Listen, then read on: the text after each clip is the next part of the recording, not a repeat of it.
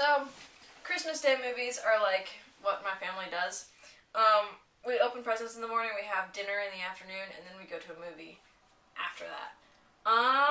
This was not the full family though, because this next movie I saw, which I was super excited about, and it lived up to all my expectations and kicked the original's ass, is not a children's movie. Despite going into the theater, or watching the theater before we got seated, it was the same movie that had played.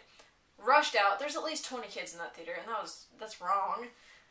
So anyway, this is a review for David Fincher's Girl with the Dragon Tattoo.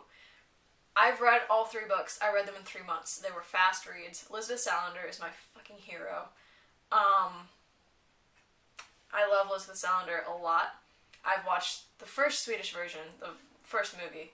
I have the other 2, I want to watch them, but casting was all fucked. Also, there's going to be language in this video. I should have warned you before that. But there will be a little bit. But the casting in the original Swedish version was screwed up. The only good part of the Swedish version, in my opinion, was Noomi Rapace as Lisbeth. The rest of that was horrible. I think the guy who played Michael in the original was good, but he was too old. And he didn't... And Erica looked like she was 70, and I had issues, obviously. I just read this book series, and I fell in love with it, and it was like... It's like the crack equivalent of literary world. It's amazing. Stieg Larsson, holy crap, dude. Wow. Lisbeth Salander is one of the best characters I've ever read in a long time. And the books are amazing, but this is not about the books, this is about the movie that David Fincher adapted and made and blew everyone's mind with. David Fincher is a master of everything, and as much as I didn't really care for The Social Network, I thought it was boring-ish, I could not wait for this movie. I remember seeing the trailer and going, holy crap, and then I read the book afterwards, and I was like, oh my god, and I flew through all the books, and then the 9-minute trailer came out a couple weeks ago, and I watched that like 3 times, and then I need to get the soundtrack for this, because Trent Reznor does the score again, and it's goddamn gorgeous. And, let's see, the plot.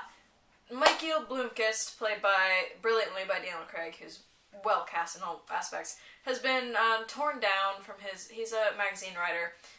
He exposed this guy, and he got his reputation crushed. So Henrik Wenger hires him to find out who killed his niece 40 years ago. And it's a crazy affair, and he's off to this island in Sweden, and he's trying to figure out and piece together. Meanwhile, there's a computer hacker extraordinaire, antisocial, crazy, and my hero, Lisbeth Salander, who is a research person and is insane, and if you read the books, you fall in love with her immediately. She gets involved, and they track down what's going on, and weird stuff starts happening. It's a great murder mystery. Now, there should be a rule. Before you get to buy your ticket, they should ask, have you seen the movie or have you not? Because I went with someone who hadn't read, or have you read the book? I went with someone who hadn't read the book, and they got a little lost a couple times. I followed it completely. I knew exactly what was going on. I knew who these characters were. I knew what was going on.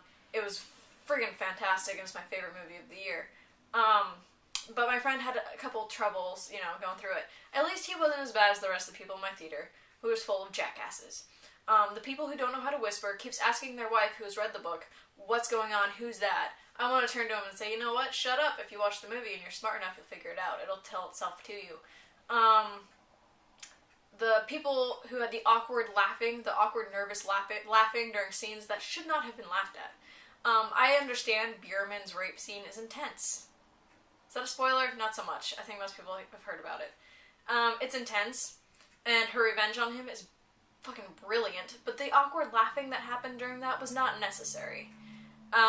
It just was weird. Yes, he deserved it, but you shouldn't be laughing at that, because it's not a laughing matter.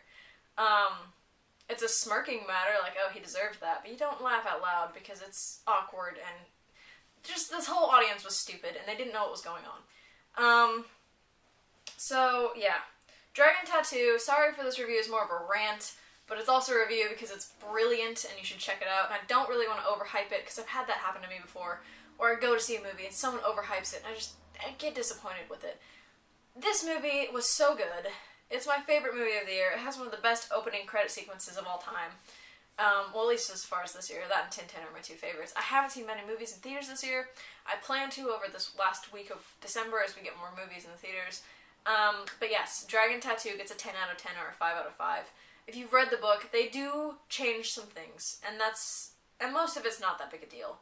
They cut some stuff out, and that's not a big a deal, but if you read the book and you liked it, and you saw the Swedish version and you thought, what the hell were they thinking? Go see this version, because this one gets it right completely. Yeah. That's all I have to say. I'm sorry I have to end this rant, because this is going to be a long video if I don't. But yeah, Dragon Tattoo gets a 5 out of 5, 10 out of 10. It's my favorite movie of the year that I've seen so far. Absolutely phenomenal. Blew my mind. Rooney Mara should get the Oscar. She was wow. So yeah, comment, rate, subscribe. Thanks for watching. Go see Dragon Tattoo if that's the only movie you see this year. It's brilliant. And yeah, thanks for watching this extra long review of this brilliant movie.